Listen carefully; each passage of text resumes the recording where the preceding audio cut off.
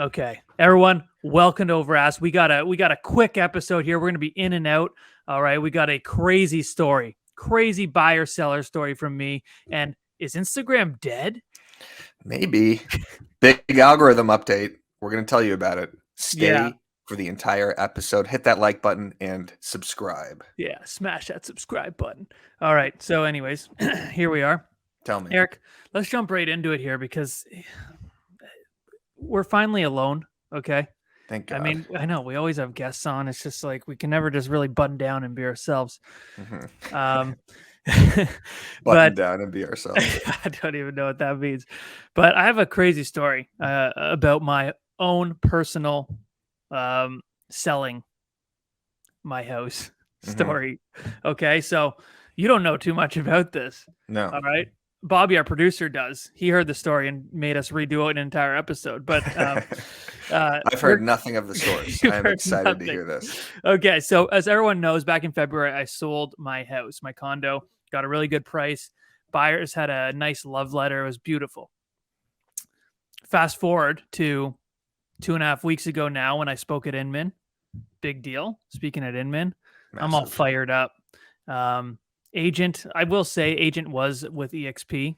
Not for any, EXP is a fantastic brokerage. I know we kind of, the industry seems to kind of give them a hard time, but there's a ton of amazing agents. I'm just saying it because it just, it was weird. I had a red flag right off the bat. As soon as we firmed up the deal, he sent me a Zoom link to try and recruit me.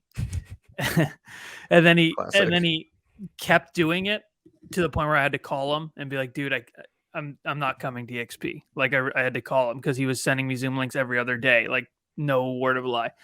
So that all happened. And now I'm in New York City for Inman. Okay. This is where the story gets really juicy. And I'm starting to have like a bit of a pit in my stomach, a bad feeling. And I don't know if that's because I'm in New York City, speaking at Inman. I don't know. Right. So I'm supposed to close on the 19th. This is the day I'm speaking at Inman. All right. So big day, a lot of shit. I get in on the 18th. I go do a podcast at Serhant. Saw Serhant headquarters. That was you went to the studios? Yeah. Oh, I didn't know that. That's incredible. Oh, yeah. I thought we were supposed to go there on a tour together. What the hell happened? Yeah, I don't know. They were supposed to wait for me. I literally landed and they're like, can you come do a podcast? And not with Ryan, but with Was it a cool office? Oh, it's unreal. It's so sick. So I went and then I actually did see Ryan and we chatted for like 5-10 minutes. And he still likes us? Loves us. Not mad at us about anything? No, he loves you. He didn't say anything about you, but I'd assume. But he loves me. Good. And I looked like a disaster. I just got off the plane, He looked fantastic, obviously. Always. Yeah. So I go there, 18th, all good. Had some nice pizza at Prince Pizza. Very good pizza. And the 19th rolls around. Oh, and then on the 18th as well, I see Mauricio, meet him we always talk, but meet him for the first time, which was awesome. Went to a little bar with him and it was just cool to chill out with the crew from the agency. 19th rolls around. I get up and immediately I look at my email. I see a message from my lawyer. Hey, Matt, buyers need an extension. So right away, I'm like, here we go. Right? Extension's never a good thing. No. Yeah. There's no good that comes from extensions. So I call the agent and I say, hey, man, like, what's going on? Why do you need an extension? He goes, this is the first I've heard of it. Classic. Yeah. And I go, what do you mean? Like, I don't know about other people, but when I do a deal, like I don't just stop talking to my clients and hope it closes. Like I'm in frequent contact with everyone to make sure the deal closes. He said he hadn't talked to his clients in like a week. Yeah, he's recruiting people. Yeah, he's too busy recruiting. So sending Zoom links. And then he's like, I'll get to the bottom of this. It might just be 1 or 2 days. So now everyone's scrambling, getting shit going, and 12:30 strolls around. I'm on at 1:30. Okay, so the agent calls and he goes, yeah, it seems to be an income issue. I'm like, it's a terrible issue to have. The worst issue you could have. He sent me a pre-approval, all that stuff back when we firmed up. or before we firmed up. And, you know, pre-approvals are good, but we all know it's not a sure thing once you're pre-approved. So turns out he sent the pre-approval. He lied about what they did for a living, which is not good. So is the agent lied or the buyer lied? The agent did. Damn. About they worked in the same field as a job, but like way worse of a job than what he said. You know what I mean? The guy was like an intern or something as opposed to the CEO. Yeah. 12. He goes, it's an income issue. So now I'm freaking out. I'm like, you're such an idiot. Those videos you see on Instagram of me like freaking out on people, that's exactly what he got for the next 2 weeks. Like exactly that. In character, Leonetti. Yeah. It takes a while to get me there, but that's a real person. And that guy got it all those videos. So then 1 rolls around. I'm speaking at 1:30. I'm trying to like get in the zone, right? Like, and also like everyone's there, the agency, like I'm just trying to chill with my friends and I have this like looming over me. And the lawyer calls and they go, I don't think we're going to close. And I'm like, of course. So now I'm like waiting to go on stage at Inman. And I have this like feeling I've never had. I have like blurry vision. I'm lightheaded. I feel like I'm going to throw up. And I'm like trying to walk back and forth to make sure I can like stand. And I probably have the footage because Paul Greenberg came with me, friend of the show, one of the best. Great guy. He's filming this whole thing. He comes to New York to film me. It's like the nicest, the best. The guy sells so much real estate, by the way. Like, so he's like a killer real estate agent. He crushes out here. He's like one of the best Toronto agents. He comes to Inman to film me. What a psychopath. He's just the nicest dude of all time. Yeah, he's just like honestly, yeah. So shout out to Paul. Psychopath. Yeah, he is the nicest dude. When I went to Toronto to visit Matt to film the real estate course, the funny real estate course, which is out, he took us to dinner. He drove me to your place, which is 45 minutes away. Yep. Literally the nicest guy on earth. Continue. Nicest dude ever. Yeah. Shout out to Paul. Shout out Paul Greenberg. Follow him. Yeah, he's the best. Like honestly, the best. And he was like getting me water and shit. I was like, dude, he sells more real estate than I sell. Like, geez, he's just unreal. So anyways, we probably have that footage somewhere. And I like literally am like, feel like I'm wobbling and I'm like, I can barely see, like I'm freaking out. They're announcing me. They announced me. And it felt like, when like in a movie, when someone gets knocked out and they're like all blurry vision and then like they come to, as soon as I hit the stage, I felt like I like came to. Right. Cause I was like, I need to do this. Like this has to happen. Yeah, you can't puke on Brad Inman. Yeah, imagine. Holy shit. So I do the thing. Everyone seems to love it. I just kind of black out for that 21 minutes. And well, some people say it was a career-defining moment, Eric. Wow. And yeah, so big praise from a couple people. And they said some people said it was from a couple people. No, you crushed it. Everybody was messaging me about it too. Inman posted about it. It looked like a rock star welcome. Yes. At the conference in New York. So yes, it was awesome. Career defining moment for the Overask boys. For me too, I'd say. Yes, everyone. Yeah. You were there in spirit. Exactly. You were there on Instagram Live. Yeah, I was. I did watch it on Instagram Live, actually. So I do that. It's awesome. Get off stage immediately. I'm freaking out again. So the rest of the day goes by. Nothing really happens. I'm just thinking, what have we done? We have another house that we've already bought. We have $85,000 on it. It's like just under $1 million. So I'm freaking out. I'm like, we didn't need that to close, but like it would not put us in the best situation. Obviously. Not ideal. You'd have to put it back on the market. It's a nightmare. The market's You're dipped. living in a hotel. Yeah, we're living in a hotel. As you can see, the market dipped. I did a $3 million Zoom call yesterday, listing appointment from this very spot. It was interesting. Anyways, so Wednesday rolls around. I meet Danny Deals to do Between Two Lock Boxes. Not at a Ritz or anything like that. Surprising. The guy's in a bit of a shithole, gonna be honest. I don't know what the hell went on there, but so meet Danny Deals. Awesome. He's actually taller than I thought. Mm-hmm. Yeah. I mean, he's wearing boots. He's wearing Aldo. He chirped me for my Vans. Guy's wearing fucking Aldo boots, but whatever. Yeah. That's neither here nor there. Do that. He graciously lets me use he goes get lunch, lets me use his room for a podcast that we did with James Harris. That's out now. You can go check it out. Great podcast. The best. And we probably have this footage somewhere as well. Bobby, as soon as the podcast starts, Bobby always says, okay, I'm going to get off screen. I'm going to start recording.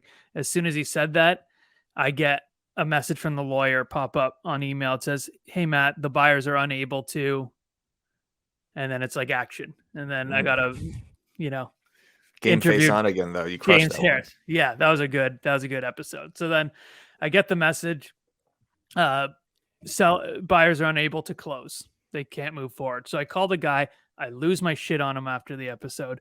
I freak out. I'm in New York City. I'm far away from home. Like nothing I can really do. Nikki's in a hotel with Bowie, just like chilling. So I'm like so pissed, freaking out on him. He said, okay, he figured out that they could close. They just need to get a new lender. So this is on a Wednesday. He says they need till Friday, and then they change it to Monday, and then they change it to the next Friday. So now I get home. They say, okay, we got a new lender. We're just waiting for an appraisal. And I say, okay, like, when's the appraisal going to happen? He goes, I'm waiting for him to call. And I go, I'll call him. Like, well, let's get this going. And he goes, no, I'm going to wait. So Friday goes by, nothing. Wait the whole weekend. Monday comes. I call the agent again. I say, hey, did you get the appraiser booked? He said, no, I'm waiting for him to call. I'm like, dude, give me the number. I'll call the appraisal.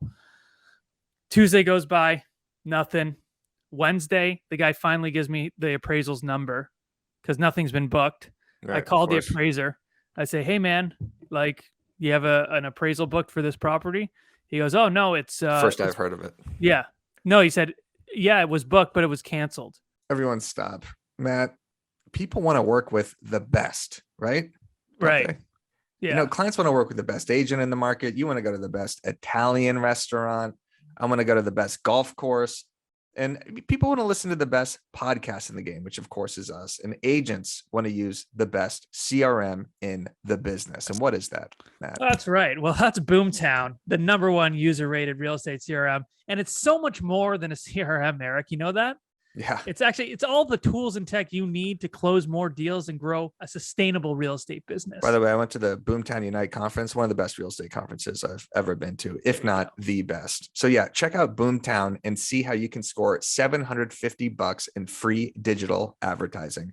Visit boomtownry.com/overask. That's boomtownry.com/overask. That's boomtownry.com/overask. Now, folks, that's boomtownry.com/overask. All right, let's get into the episode. He goes, yeah, it was canceled. So then I go to the agent. We're supposed to close Friday. It's now Wednesday. I say, hey, man, like, the appraisal is canceled. You've been waiting for nothing, you dumb fucking idiot. Okay? Sorry for swearing. YouTube and Instagram's all... They personally email us now about swearing. Right.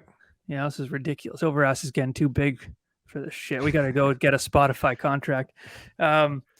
So he goes, oh, what? This is crazy. I don't know what happened. I'm like, yeah, because you don't call anyone. Like the lawyer, the agent, the mortgage broker, so lackadaisical through this whole thing. Like their clients are about to get sued and lose a big deposit, and they don't seem to care at all. So I freak out on this guy. And he was saying the whole time, he's like, the lender needs a specific appraiser. So I call the mortgage broker and I say, hey, does this lender need a specific appraiser? Can it be any appraiser? And he goes, oh, no, it could be anyone. I'm like, all right. So I call my guy. I'm like, I'm going to do this I'm just going to take the lead here because you guys are all morons, complete idiots. So pretty much what I said. Right. And so I call my guy. He gets in, he puts a rush on, he gets in the next day. They've been trying to do this since Friday. Couldn't. So now I'm really scared. I'm like, these guys can't even book an appraisal property. How are they going to close this property? Yeah, it's just a phone call. That's all. It's just not. That's all it is. It's just it's easier than ordering Domino's. Yeah. You can literally, it's like you can just fill out a form on the website and you're done. You don't even have to choose your toppings. Mm-hmm. You just set the address and you're in. Exactly. It was just ridiculous. That was actually one of my favorite things, is just booking appointments, because I knew that's something that I could definitely do very easily. It's just call someone and be like, let's get the inspector at 8 o'clock. I felt very accomplished after something like at a high level. Yeah, you do that at a very high level. Yeah, exactly. So I called my guy, get him in the next day. He's awesome. Aaron Gifford Appraisals. If you guys are around here, he's just, whether the appraisal is going to come in good or bad, I know at least he's professional. But Byron did a whole thing on appraisers, and it's, it was a great little thing. But yeah, a lot of appraisals, they don't really know what they're doing. So I don't mind if an appraisal comes in bad, but I want the guy to know what they're doing, like to actually have shit to back it up. So Aaron at Gifford Appraisals definitely does. He's like best of the best. I recommend him to everyone. Anyways, he comes in, does the appraisal. It's Thursday now. We're supposed to close on Friday. And of course they have to push Friday because the appraisal was just done. And they're like, how are we going to close in one day? The appraisal was just done. I'm like, yeah, that sounds like a you problem. Like, not my problem. Right. So then Friday comes around. The lawyer says, yeah, we got to extend. And my lawyers are like, okay, well, give us a letter, like an extension letter. They put nothing in writing. So Friday goes by, nothing went on. No letter. So technically they're in breach. We could have relisted the property over the weekend if we wanted. Monday comes. They say, for sure, we're closing Monday. Again, oh, something happened. No letter again. Tuesday strolls in. We're supposed to close Friday, right? Right. Oh, nothing. We couldn't get it done. On Tuesday, I call the mortgage broker. She goes, "Oh, this is only 2 weeks. I've had stuff be extended by a month. This is nothing." I'm like, "Not what I want to hear, you dumb idiot." Yeah. Very, very reassuring to hear that. Yeah. Wednesday rolls around. I just call the guy. I'm like, dude, if you don't close today, you're done. Yeah. Like you're ruined. Okay. I promise you. So they get it together last minute. He throws in 0.5% of commission, in good faith or some shit. I don't know why, but it covered. We spent fucking like $18,000 on this. Not actually, but we spent a lot of money on this stupid hotel. Right. That we've been in for no reason. So finally closes on Wednesday. Money goes in my bank Thursday. And the story is wrapping up right here. Thursday, he calls. He goes, Matt, we did it. Dinner's on me. Bring the wife. I said, dude, nope. I said this. I said, don't call me again. I said, if you see my listing, don't show it. Like, don't show it. We will never do a deal again. Okay? If you want to recruit people, get good at your job. Right. That people want to be recruited by people who are good, like Sam Coleman, like Tina Call, like Ari. Those people are good real estate agents. You want to get recruited. You, sir, are a terrible moron. Okay. Yes. And then on top of this, and we're wrapping up right now, he gives the 0.5%. He goes, oh yeah. So in order to get the deal done, the lawyer threw in the money they would make from the deal. I said, okay. He goes, yeah, I think I could take $1,000 from the 0.5 I gave you. And I said, no. What do you mean? Like, you still made like 14 grand. If you want to give her something, give her something. It's not my fault. So he's asking money from you? He's asking for $1,000 asking you to dinner after delaying this thing. Yeah, he probably would have made me pay for this dinner. This guy should be in prison, I think, yes, after hearing this. Insane. So anyways, it closes. It's good. He's a moron. Just everyone tighten up.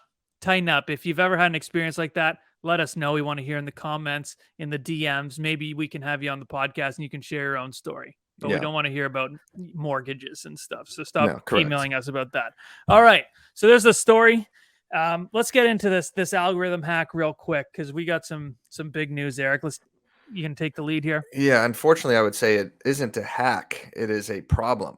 It feels, and tell me if you feel this way, Matt, that Instagram is dying a slow and painful death. My engagement and reach has dropped 50% in the last 3 or 4 weeks. And whenever something like this happens, I start Googling. I start freaking out.